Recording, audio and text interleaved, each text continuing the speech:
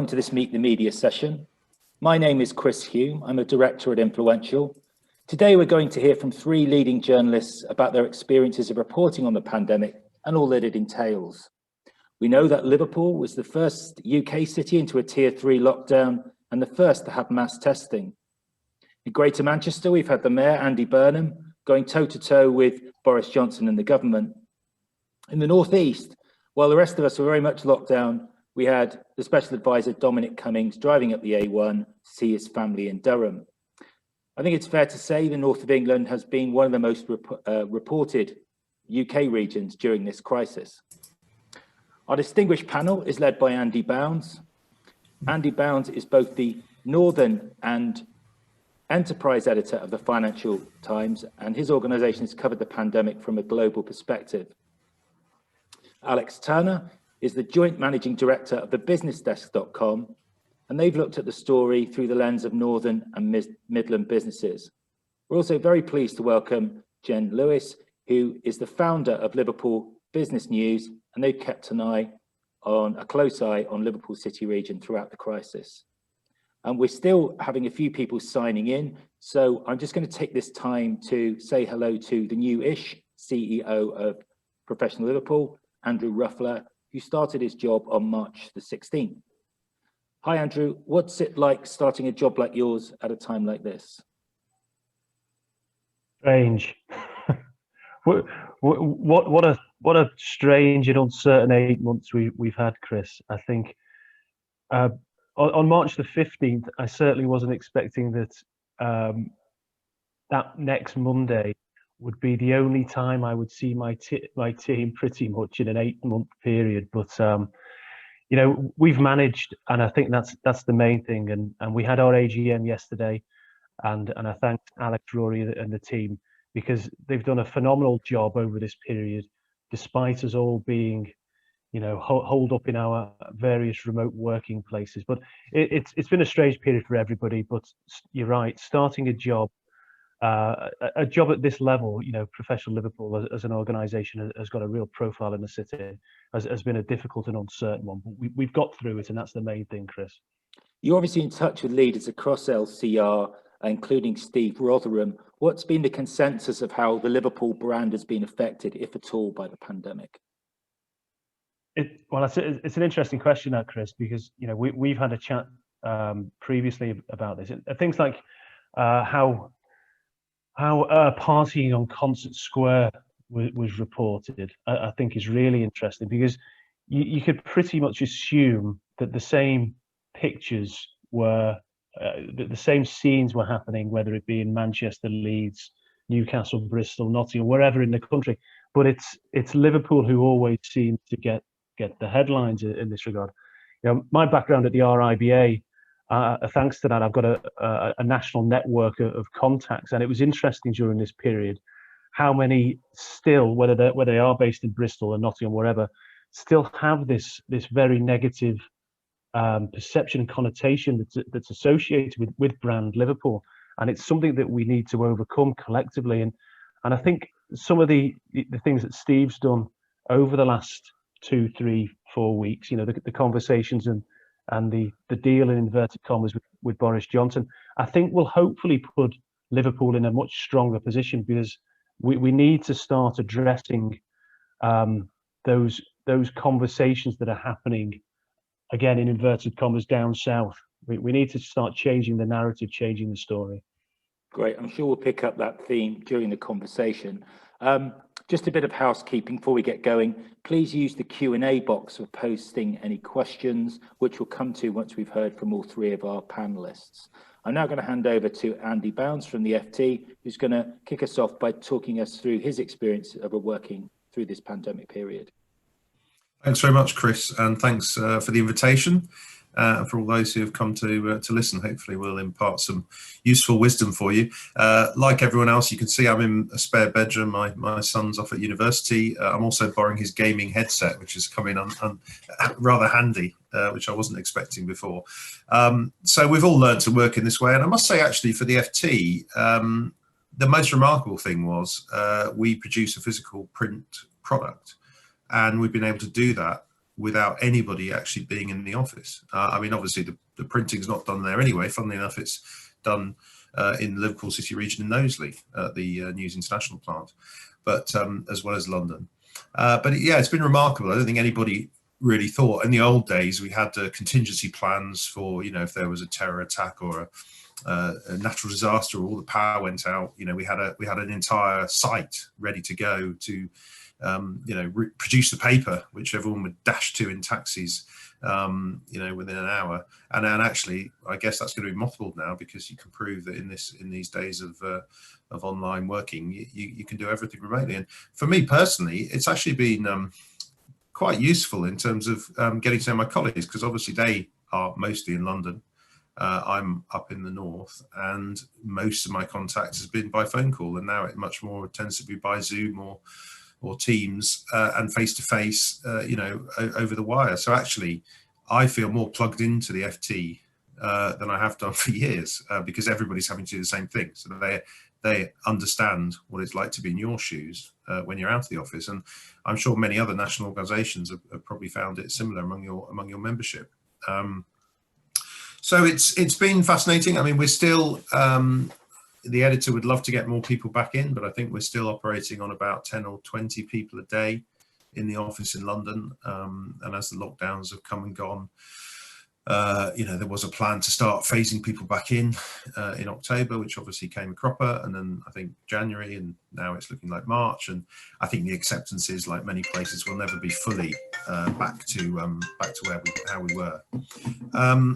So, I mean, but generally, I mean, the online has saved us. Obviously, print circulation's gone down, but online, we've had huge hits. You know, not just because of COVID, but Brexit and Trump and the American election.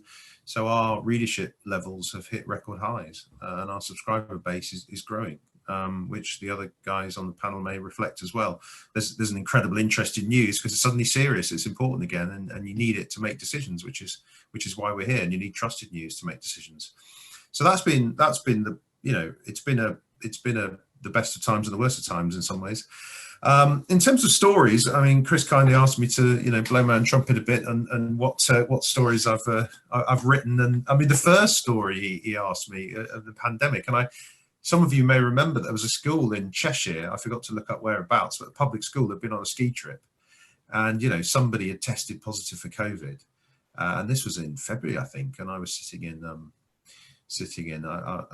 you know, interviewing someone in Manchester, and I got this text like, you know, you need to get onto this. And I was like, oh, a couple of kids have got, you know, this mysterious disease that nobody, you know, doesn't really do any harm to them. You know, why do we care? You know, and then there was letters, parents were anxiously putting their kids out. And it all seemed a bit of a storm in a teacup, I must admit. And then you got the Brighton case, the guy who went in the pub, and then, you know, within weeks we were writing and thinking about nothing else. And I must admit, it may have caught you guys, you may have been better prepared, but it caught me by surprise. I genuinely thought, because if you remember at the time, all the public messaging was this, you know, this is a big problem for Asia, but we're not really going to be affected that much by it, and it'll soon be gone. And, you know, the complacency was astonishing, really.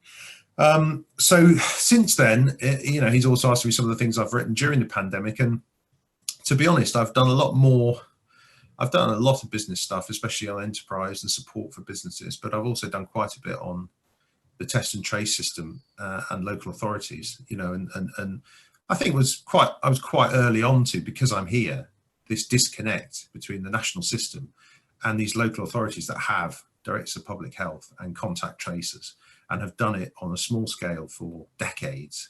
And suddenly we're completely cut out of the process. And then we're having to rebuild from the ground up. So I remember going to Cumbria early in the crisis, where the public health director had a team of 30 people, some of whom were nurses and so on, public health, others he grabbed from the council, you know, was trying to do the local contact tracing and doing it really successfully. And when there was an outbreak in a pub, they were able to put out local messaging and text people that, you know, text everyone that had been in the pub and things like that. So that was interesting. And, you know, that gap is, you know, that problem's not gone away. And I think despite the efforts of councils and despite the admission by the government that test and trace needs something doing to it, somehow that local component is still not fully engaged. And obviously Liverpool is now attempting to change that with this giant test and trace effort that I witnessed a couple of weeks ago.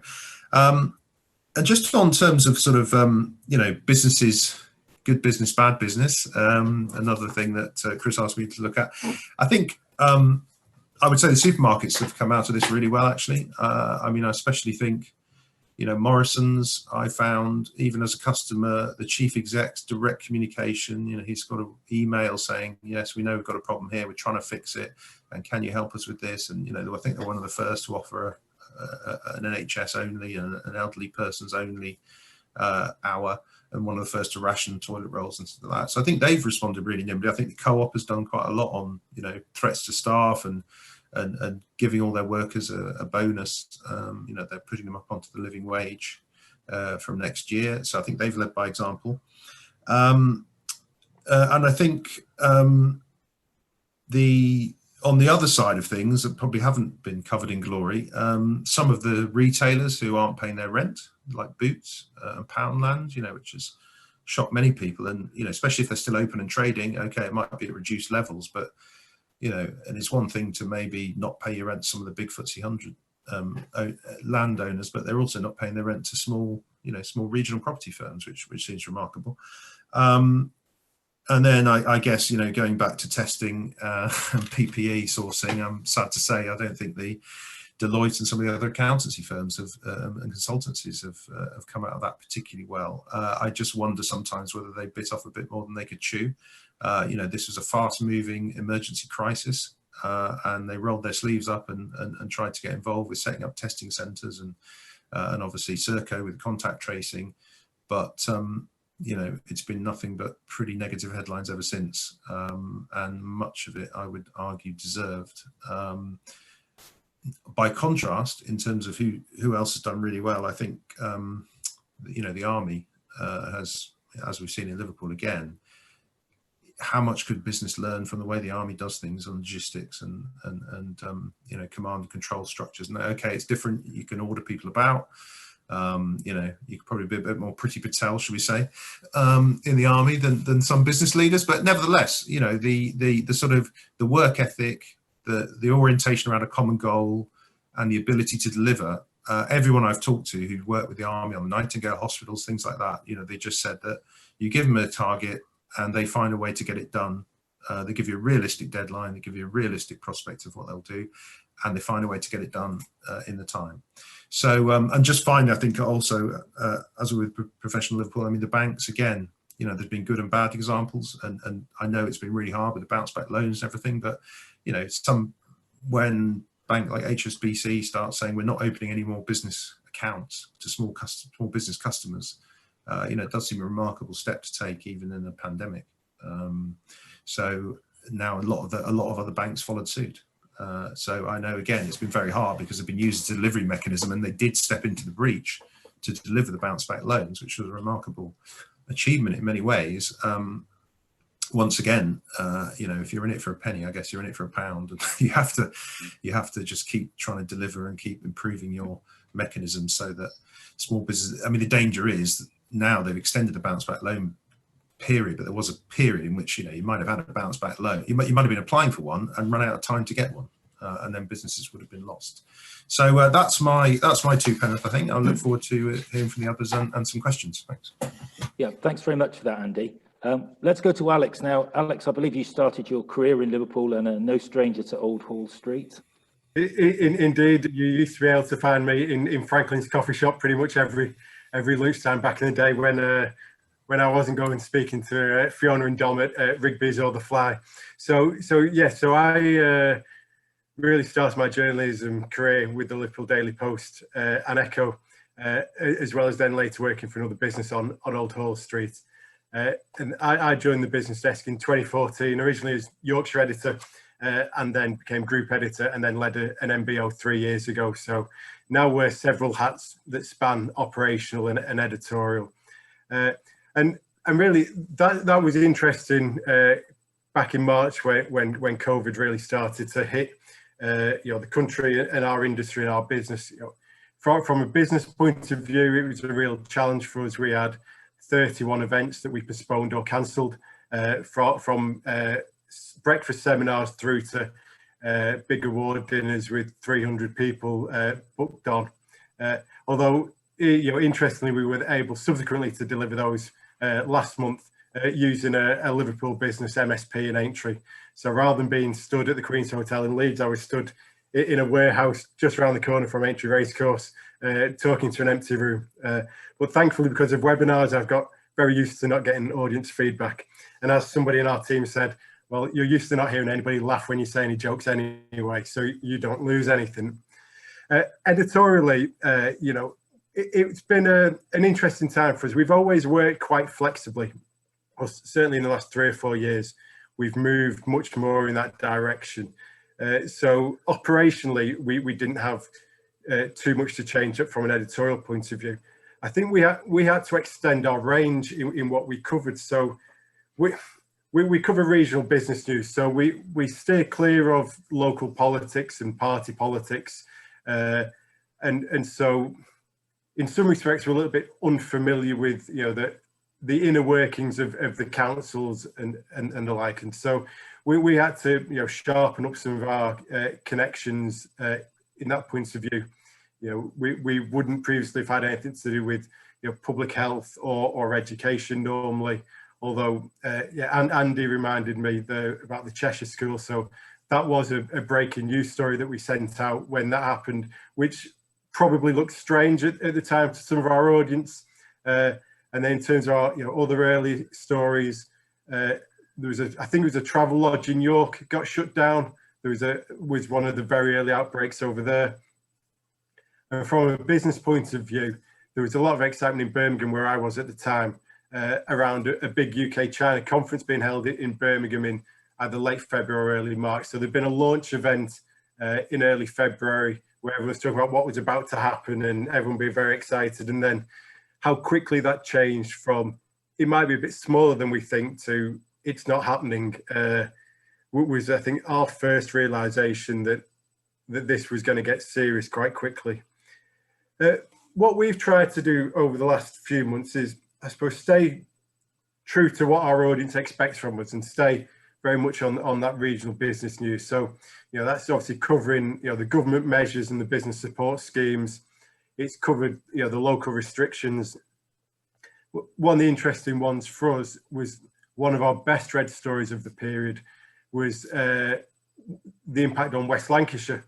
I think this was interesting because it kind of plays to our niche in that when Manchester is about to go into lockdown or Liverpool into tier 3, then it's everywhere. It's on the national news or the national media cover it. But when it's about to happen to West Lancs, even though a good part of the professional Liverpool audience live in places like Ormskirk and Orton, that has no resonance nationally. So that really plays to our strength. And I suppose the other thing we were really focused on was how our business is performing. What's the reality on the ground, and that's occasionally been tricky because it's really brought into focus that question of what is the role of the media. And I think particularly people view the local media differently. Some people think we should be sort of an offshoot of the tourism and economic development boards, that it's our job to talk the city or the region up.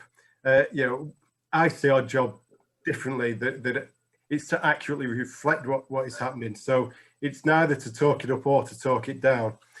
But I suppose in the back of our mind, I mean, we look at our engagement stats, but we aren't obsessed with them in the way that some platforms are. But it is very noticeable. People want to read the bad news. If I wrote a story saying 100 jobs are going, and I wrote another story saying 100 jobs are being created, then 100 jobs are going will outperform it probably by a factor of 4 or 5. So I think sometimes the audience needs to be cognizant of their behaviour when they say, well, the media are one thing, they're being too gloomy, too pessimistic, and say, well, actually, that's what you want to read, and we have years of stats to back that up. But also that question of kind of being supportive is an interesting one on what angle you take. So I did a story early on, I think it was late April, around the coronavirus, effectively the emergency grants that were coming out, that were being delivered through the local authorities. And when they first published the data and the breakdown, obviously some local authorities were performing very well and some very poorly. And Birmingham in particular, it was in the bottom 10 nationally, started of, 370-ish local authorities, and it was bottom by amount of money it hadn't got out. I think Liverpool at the time was pretty much on the national average. And I know I got a lot of grief from the Chamber of Commerce, who we get on with the rest of the time very well, because we weren't being supportive by saying, well, Birmingham City Council haven't got the money out, but it should be sitting in business bank accounts by now. You know, there's tens of millions of pounds that should be paying wages, paying suppliers. And so I see that as part of our role, you know, to apply pressure where appropriate to say, well, actually, if Birmingham at the time was performing at the same level as Liverpool or Manchester or some of the other big cities, there would have been 80 to 90 million pounds more in business bank accounts than there is now. So I see that, you know, particularly from a local and regional point of view, as part of where, you know, we can have an impact. You know, but are also very mindful of the need to balance our content. So it can't all be doom and gloom. It can't all be about COVID. So, you know, we have thought about how do we mix it up a bit? How do we get some kind of balance right? And sometimes that's not possible on a daily basis, but, you know, over the piece, hopefully, you know, the tone has been appropriate and balanced. And also, I think, particularly, you know, from the summer, try to look more at the what's next rather than the what's happening. You know, so like there came a point where the Sybil's loans were coming through freely. So actually, it was no longer news to say big company gets big pot of money through Sybil's, but so to try and look at the what's next. So I suppose to just sum up, yeah, what do we plan to cover, you know, in the weeks and potentially months ahead? So couple of bullet points really. One will be definitely keeping an eye out for the COVID excuse. You know, there are plenty of businesses that were struggling anyway who will use that as a cover for poor performance, but equally there are plenty of businesses who have, you know, genuinely been hit by it in a very disproportionate way. And we'll be looking at the recovery initiatives. So who's finding opportunity, who's doing something different, who's really making it happen in a new way. You know, what are the sector challenges? You know, from Liverpool's point of view, HE and the visitor economy are going to be, you know, big stories across the medium term. And then I think the gap between slogan and reality. So, you know, does levelling up ever come vaguely towards fruition? You know, build back better, a meaningless phrase because, you know, was anybody trying to build back worse originally? But, you know, that's possibly for another discussion. But, you know, what progress is being made on that Build Back Better initiative, you know, but I think we're in for a very busy and very newsy few months, although I don't think a very joyful few months ahead. Thanks for that, Alex. We'll come back to you in the questions. We'd now like to hear from Jenny Lewis. Jen, as a business owner and somebody who's actually from Liverpool, can you take us through your experience of what's happened this year? Yeah, I mean, for us, we operate probably a little bit differently to both Andy and Alex. We're very localised. We are a business news platform specifically for the Liverpool City region. And a lot of what we do depends on relationships and contact. So I would say that's been one of our biggest challenges really through this, not necessarily from an operational point of view. We've certainly still been able to operate.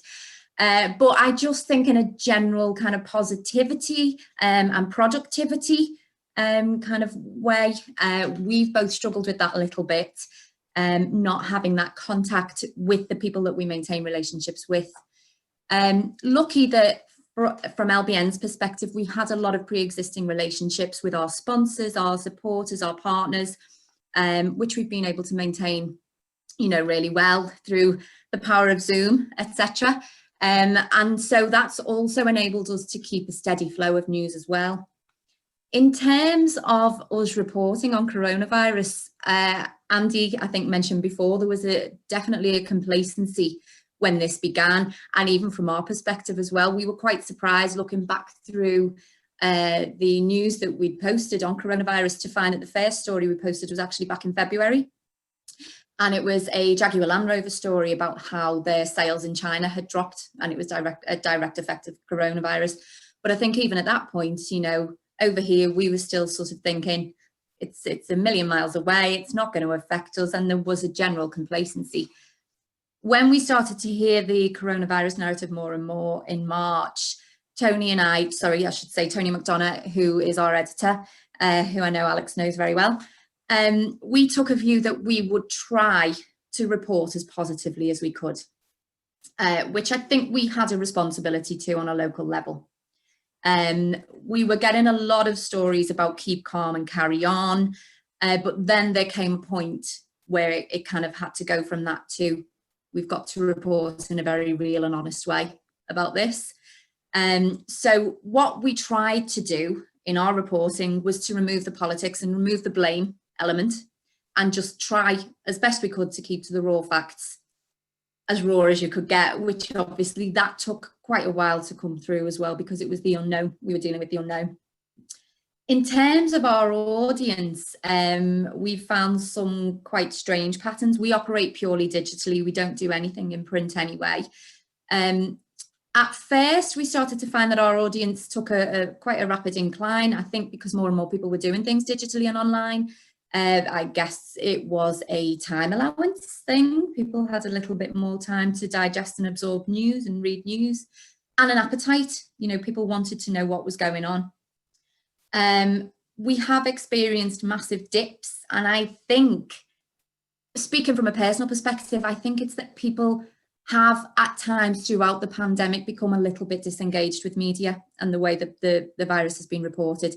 I know I personally have kind of switched off. I watch the news for about 10 minutes of the morning and maybe read the news for about 10-15 minutes of an evening to make sure I'm taking in what I know. Because I think there's been such a dirge of news that people kind of can't, you know, really take it all in. But yeah, I think generally throughout this, LBN has been able to stay active. We've been able to stay visible. We've continued our twice weekly bulletins. It's been really, really nice for us, and my battery is running low. I'm going to sort that out in a second. But what's been really, really nice for us is that there seems to be almost this parallel universe, and that kind of news generation has continued, and we've had some real life non-coronavirus related stories coming through, which we've been quite surprised but pleased to see happening. That's great. Thanks very much for that, Jen. I'm going to disappear for a second while I get a charger. Andrew, would you like to rejoin us for the Q&A? It's great. If I could just pick up on one of the points that Jen was just making there about bad news. I mean, Andy Haldane, Chief Economist of the Bank of England, made a speech in September in our region where he's warning people against catastrophizing and the sort of chicken little doom mongering, that the economic data is better than we'd feared, and that we were in danger of talking ourselves out of a recovery. Alex or Andy, would anyone like to take a view on that?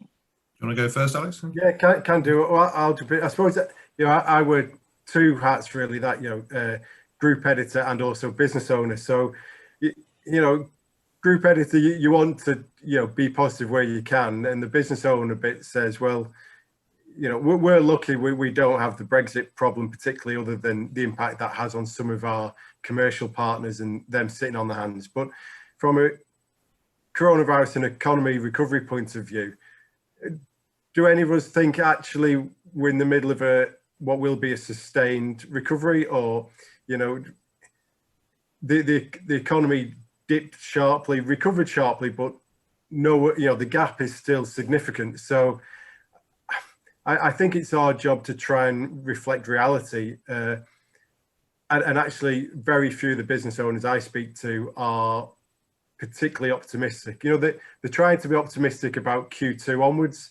but in terms of the 4 or 5 months ahead, very few people are, you know, looking forward to that with much enthusiasm. Yeah, I think there is a huge uncertainty, isn't there? It's about the jobs market, unemployment. I mean, you look at the market now, look at the housing market now, you know, hitting record highs. So there's people sitting on these, you know, lots of money in the bank in theory, but who knows what will happen in a year or two's time when, you know, if people start losing their jobs, or there's pay freeze coming for the public sector. You know, the North has a very big public sector. So I think it's really difficult as well. It's much different to 2008-9. You know, I don't think we're going to go through that sort of wholesale carnage again. And there will be winners. You know, Amazon is a huge winner, and there are lots and lots of other, you know, smaller online players who are huge winners. People who reinvent themselves are winners. So I think that the top end of the market will do well, you know, because the wealthy have got wealthier. People who don't have to commute as well have saved money. So, you know, I think now again we might have this sort of, you know, the bargain basement guys like Pound, you know, B&M Bargains and people like that will be doing well, and the top end luxury retailers will be doing well, and then you've got the middle high street, which, you know, has been in decline. So it seems like the pandemic has exacerbated a lot of the trends we already saw. So it's all about, you know, pivoting your business, I guess, to take advantage of where the market is going. And I agree with Alex. I think it's going to be a tough, you know, at least 6 months to a year. And then some places will do well because there'll be pent up demand. I mean, you know, anyone who's not spending, you know, 50 quid a week going to a football match or whatever has been keeping that in their back pocket for a big party, I guess, at some point. So, you know, as the world gets back to normal, that's why I don't think it's as bad as, you know, 2008-9. But the fact that interest rates are still on the floor and we still, you know, we got nowhere to. You can't cut interest rates to get growth going. They're already on the floor. So, you know, we're already in a slightly, you know, ever since 2008-9, we've been in a slightly strange market, haven't we? So this is just going to prolong that. Andrew, can I ask you about your access to media? And without wishing to make Andy blush, I believe you took out a subscription to the FT at the start of this. But it's as Andy referred to, really, in his initial talk. It's about, for me, you know, coming fresh into the PL role, and being remote, trying to find access to that knowledge, and I think it was mentioned maybe across all three of the speakers, trustworthiness, and immediately I thought, well, where better to go than the FT for that source of information, certainly on an international and national level. But yeah, I think the other element, and it's probably worth picking up with the three panelists, is social media, and how that's played out over this last 8-month period. Because I think from a personal perspective, pre-March, I'd been trying my hardest to wind down my access to various social media accounts. And then the pandemic hits, and suddenly, if I'd been studying my iPhone, I'm sure it would have said my screen time usage is shot through the roof. My use of the Twitter app is through the roof. And I'm interested to get the panel's view on the use of social media, positive and negative, and where they see that going as trends going forward. Jen, do you want to take that one? Yeah, well, I think social media has been becoming more and more a part of the mix in terms of news reporting for a long time. I think newsroom dynamics have been changing for a much longer period than that the pandemic has been in existence, in terms of resource, in terms of funding. So more and more businesses are using social media. And I think what we've seen in recent months is businesses using that in a much more active and innovative way. You know, we've seen, just to kind of use some examples, some of the businesses in Liverpool that have been adapting and innovating throughout this whole thing. Social media has been a massive, massive part of that mix. So, for example, hospitality businesses who have not been able to open their premises have been going on to, you know, to deliver and takeaways, and they've been putting packages together, which they've been marketing purely on social media. Liverpool gyms, you know, that all changed, and probably in terms of locally, one single campaign that's garnered quite a lot of attention was the Liverpool gyms kind of, you know, standing up and not taking their closures lying down. And that's something that social media was a massively, massively powerful platform in them being able to achieve what they did. In terms of ourselves at LBN, I've actually probably come away from social, again, same as my kind of absorption of the news. I've kind of tried to avoid social media a little bit, because as much as it's a platform for good and positive, it is a little bit of a platform for, you know, conspiracy theorists and frankly lunatics at times. And it's very, very difficult when you're in the middle of a crisis to decipher between the two. But what we have found very, very useful is that Tony's actually started a COVID-19 blog on Facebook, which I suppose is about as investigative as we get at the moment, resource and funding permitting. And he just kind of goes through all of the reported data and all of the reported facts and tries to remove the politics and the jargon and the blame culture and report it in a much more kind of frank way. And we found that to be really, really popular. I think the other thing that we've found by kind of adopting social media a little bit more in recent months is that it's a really, really great platform for discussion. So it's allowed us that contact and that access to the people who read our news and our clients and our partners, and to actually discuss the news, actively discuss it, which has been quite nice to do.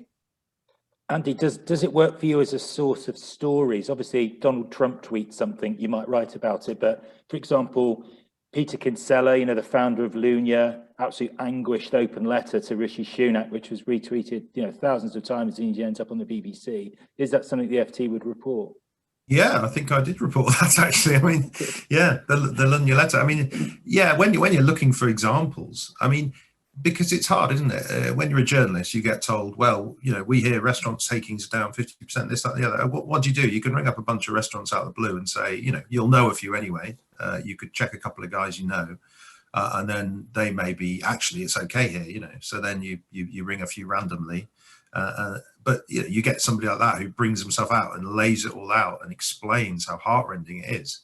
I mean, the only problem there is you get overexposed in a sense. So once the first 2 or 3 people have covered it, it's a bit hard for you to follow up. So, but yeah, I definitely use it for those purposes. I mean, as well as our subscriptions, our Instagram accounts and things like that have gone through the roof, you know, partly because they're free as well. And younger people, you know, our audience completely different on Instagram than it is for the website. So as a media brand, you have to be present in all of these categories now, and you have to be on them as well. I mean, I follow Tony on Twitter actually, but there's more politics than business in there. Yeah, it's quite entertaining. That probably the better, I think. So you know, I think, yeah, but it's a mix. It's a blessing and a curse, isn't it? Because it does clutter up your day with random messages about what people are having for dinner that night. But equally, you do uncover these gems. So I think it's indispensable. The one thing it's really done, and I'm sure everyone agrees, is speed up the level of news. You know, so that you know, the chap from Luna is on there. He's on the BBC within an hour. You know, whereas in the old days, it might have taken several hours or a day or two. You know, for that story to surface. I mean, I started out in the days of people putting photographs in the post for your articles, you know, and press releases in the post. So we've come a long way. Sorry, Jen. Oh, sorry to interrupt. I think what it also does, you just with, you know, the Peter Kinsella thing is a great example, is it humanizes coronavirus and it gives a human experience. And for me, I think a lot of the reporting has been a little bit in the abstract. And I think getting those human stories and those real life stories and that first-hand experience takes it out of the abstract and puts it in context for people a little bit, which I think is what was missing very much at the beginning of the pandemic. And I think that's why I switched off the news personally, because I just didn't feel like I had a real understanding of what was going on. So, well, I think, sorry if I could just repeat, yeah. one thing it also does on that humanises point is it humanises the journalists too, and makes them real people. So many people now bang on about the mainstream media, and I'll be honest, I still don't really know what they mean by that. You know, this idea that there's some kind of set of instructions that come across everybody and we're told what to write or what to think, just it isn't true. And anyone who's tried to tell Tony what he should think or write will understand that.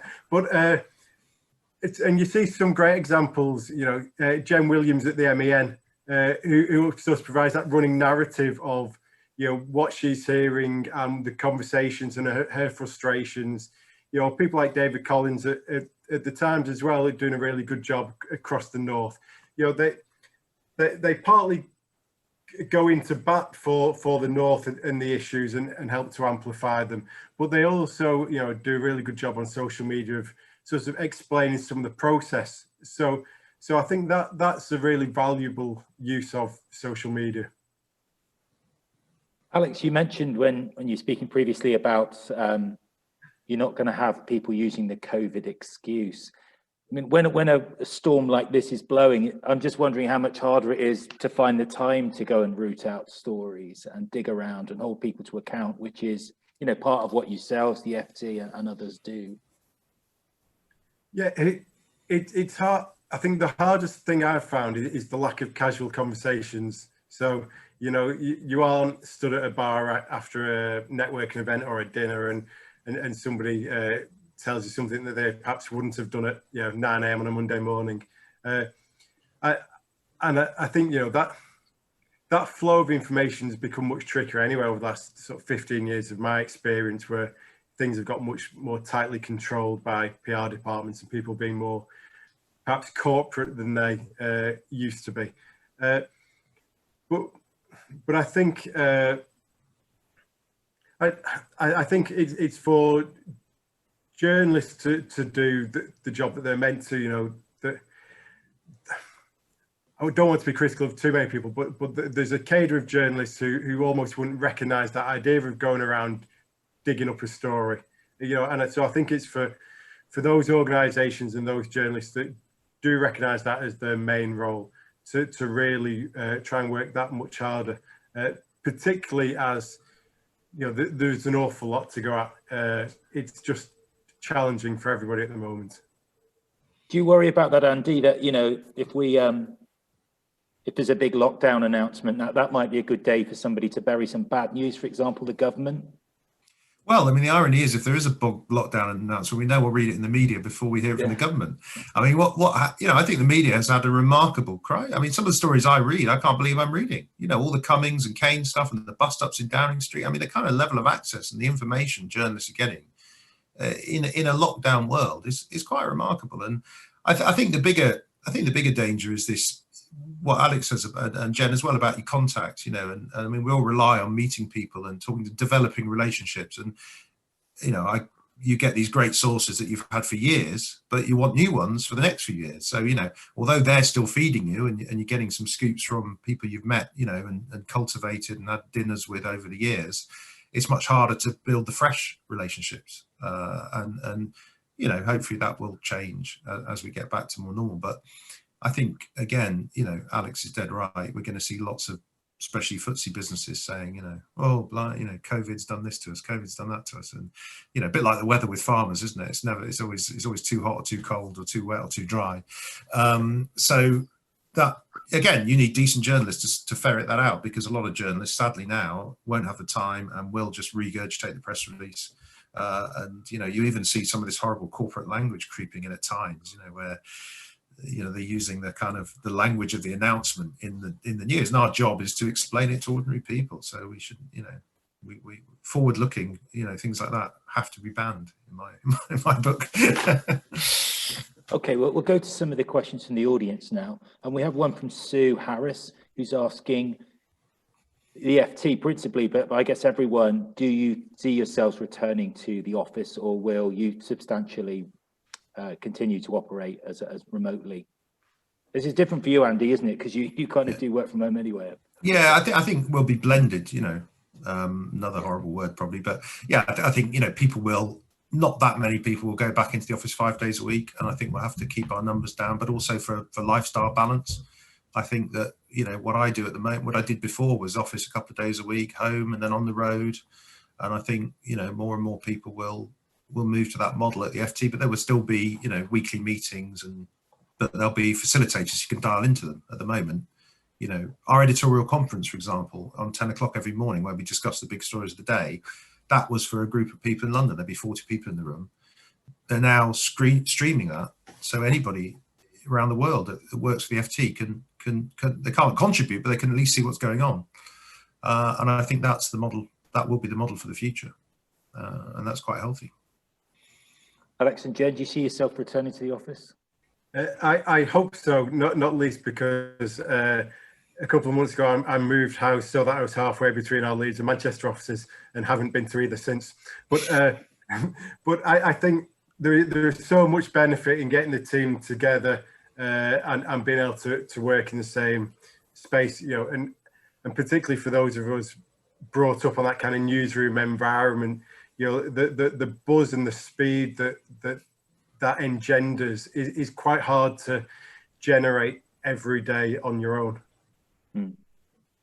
I'd echo that. We actually gave up our office a couple of years ago now. We used to have an office over in the Baltic, which we were never in, actually, because it was too quiet. Tony missed the buzz of the newsrooms and I was generally out meeting people.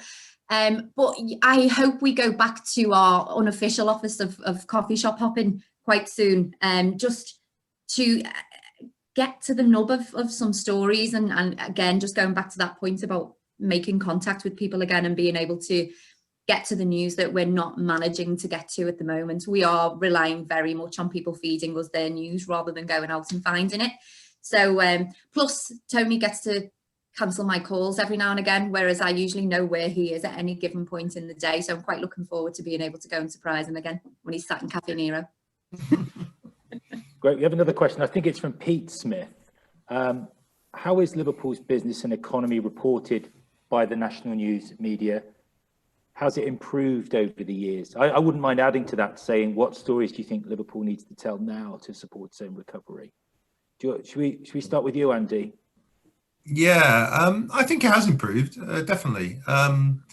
You know, they're still, not least because they have people here. So, you know, Alex mentioned some of them, but most of the national newspapers now have somebody here. The Telegraph still doesn't. And I think that shows sometimes, but I don't suppose Liverpool ever got much change out of the Daily Telegraph, to be honest. Yeah, I mean, was the local Geoffrey Howe and sort of managed decline? Yeah, I mean, and of course that came out under the 30-year rule in what, 2011, 2012. And I think most people read that story and thought how wrong he was. You know, and anybody who comes to Liverpool now raves about the place, you know. You know, it's the transformation is remarkable. So I think it's in a reasonable place. You know, people will reach for lazy stereotypes. They always do, sadly. But you know, and I don't think it's quite where Manchester is in terms of its national profile and national kind of, you know, Andy Burnham becoming a saint. You know, I think, you know, Steve's a little bit behind that just because of where he is, and you know the story's been slightly different in Liverpool, but you can see that changing in time. I think it's only going in one direction. I don't think, I mean, yes, there will be tough times, obviously, because of the hospitality and leisure industry is going to go through some hardship, but I don't think the blame will be attached to Liverpool in the way maybe it has been in the past. I mean, we wrote a piece, it wasn't me actually, it was somebody who lives here, a poet, I forget her name, but she freelances, and she wrote a piece on Liverpool for the FT. Which I found slightly, I must admit, slightly over negative. You know, I mean, she very much dwelt on the poverty of the place, and people. I mean, people you know, people were in the. A lot of our readers responded very strongly to, you know, something. You know, we want to have, you know, this shouldn't be like this. And yes, it's true. You know, there are these deep wells of poverty, and people did really respond to it. So there was none of this sort of like, well, it serves them right. You know, they work shy, whatever it is. So I think it's blending that sort of, you know, you've got to safeguard the economy and press ministers for support, but you've also got to sell it as well. And it's a difficult balancing act, isn't it, to ask for help, but also say, you know, we're resilient and we're going to get through this and we've got a great economy. You don't want to make it look too terrible, but you don't want to make it look so great that you don't get the support you need. What about you, Alex? I mean, we have Media City now, the BBC, substantially up here. I'm just wondering if you can be oversensitive about the reporting of Liverpool, because, you know, if I lived in Newcastle, I'd have something to say about coverage or lack thereof of how they're getting on, you know.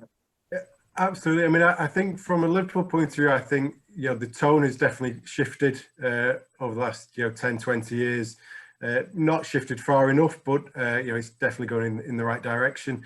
I think the concern is the volume, really, that actually does Liverpool punch its weight on that, you know, national stage. You know, we mentioned Steve Rotherham and you mentioned the North East there. I think people outside of the Northwest would be very hard pressed to name Steve Rotherham, just like they'd be very hard pressed to name Ben Houchin.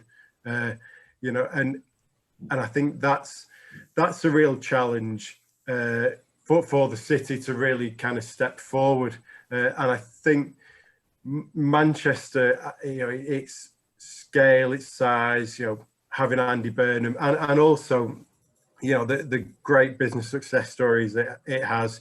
You know, I should qualify great when I'm about to name one on the list, but, you know, Boohoo, you know, AO World, the Hook Group, you know, these are very big business success stories, and Liverpool doesn't have one of those yet, you know, to come through that, you know, digital unicorn route, and I think that would make a huge difference in terms of how the city thinks about itself, and how it can kind of aspire to build a cluster. Can we come to Andrew and then Jen? I'd like you both to have a go at what stories do you think Liverpool needs to be telling now to support the recovery? What headlines do you want to see? Me first. Yeah. Mine is linked, I suppose, to the initial point I made around utilising this opportunity for the mass testing pilot in a really strong and positive way, and there's a number of messages that could come out of it, a number of prizes for the city, not least the health benefit one. You know, the ability or the opportunity for Liverpool to come out, say on the 3rd of December, in a far more advanced position potentially than anywhere else in the country because of undertaking that pilot is a huge carrot, as is the one around perception. You know, Liverpool and the city region actually succeeding, you know, doing really well in encouraging its population to take up these tests and driving down the figures. There's a fantastic story in that, and there's the carrot that dangling at the end of it, that businesses could be opened up more than they were pre-November. You know, the weeks then pre-Christmas could be much different and potentially bring a smile on to people's faces that they haven't had for a couple of months. So I think there's something around that I think we all need to come together and push. And I know that the city and the city region are very hot on that at the moment. Yeah. I think what I'd like to see is Liverpool being reported as a city that is cooperative. You know, less of the moaning Scouser. We're cooperating, we're choosing our battles and we're choosing them wisely. But what we're actually doing is taking this time to look inward and shout about the opportunities here, and there are some real opportunities here. And we're not talking about them enough. So opportunities, for example, in the maritime industry, logistics, manufacturing, you know, just looking along the docks, there's massive opportunities there, which tie in actually with Brexit as well. So I would like to see Liverpool be a city that takes the pandemic and turns it into something positive, and turns all of those things that have been challenges into opportunities for the kind of 12 months ahead. But I'd just like to kind of make the point that I do think Liverpool's actually come out really well through all of this. I think it's really learned from its past to adopt a slightly less confrontational approach, which I've been really proud to see. I do think the kind of moaning Scousers narrative has gone. Great. Question from Johnny Daly at Influential.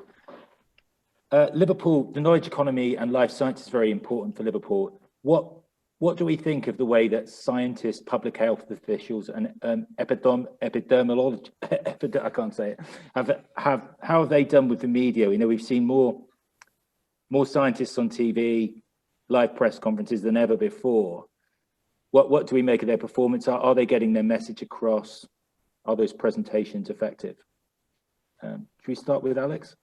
Yeah, so I think on a national level, obviously there's been some criticism of, you know, some of the graphs and some of the language of the scientists there, where it's felt like they've become a bit more of political spokespeople or government spokespeople than medical spokespeople. I think the real stars of the last few months have been the public health directors locally, across all the regions that we operate in, who've worked very hard at being very clear, very pragmatic, and really tried to work very collaboratively.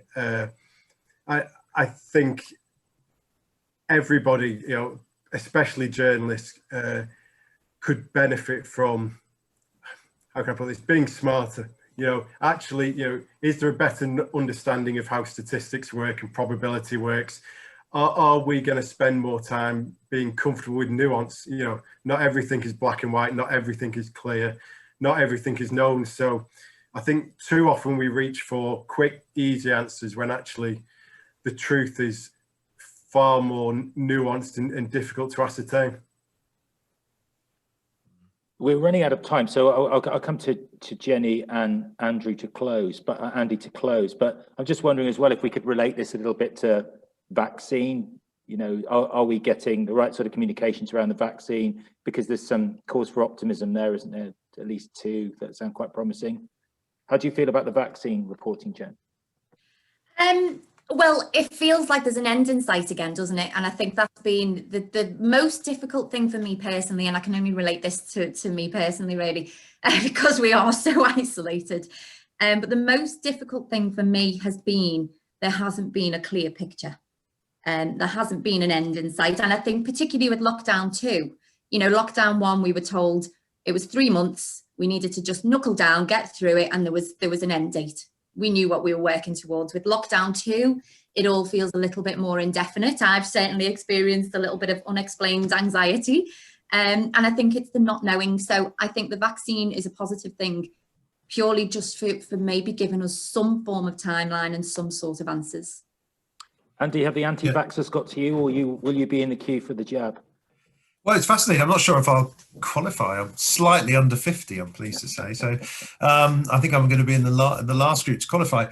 But I mean, the anti-vax thing is interesting because the media's got a challenge here, especially the BBC. I mean, I heard Nikki Campbell sort of, and Rachel Burden celebrating, and then suddenly having to say, well, of course, some people may feel less comfortable about the vaccine, So there's this sort of quite strange need for this question of balance, where it's like the Trump thing, how do you report his claim of losing an election, of winning the election? Where's the balance when it's patently untrue? And with the anti-vaxxers, we're going to get into a similar debate, I suspect. But I think the biggest danger is obviously going to be over-promising, not on the effectiveness, but on our ability to actually distribute it and get everybody vaccinated. People are already talking about before Christmas, and I'd be guiding towards the spring and March, for most people, to be honest, because we know we're not great at logistical challenges in this country. We've learned that so far. So yeah, but it's hopeful for next year, definitely. And look at the stock market. I mean, the news is priced in heavily already. Okay, well, thank you everybody for taking part today. We have run out of time. Thank you to everybody who submitted questions. Apologies if we didn't get to your question. But on behalf of Professional Liverpool, Jenny, Alex and Andy, we're grateful for your time, and take care. Thank you. Thank you. No problem. See ya. Bye. Bye.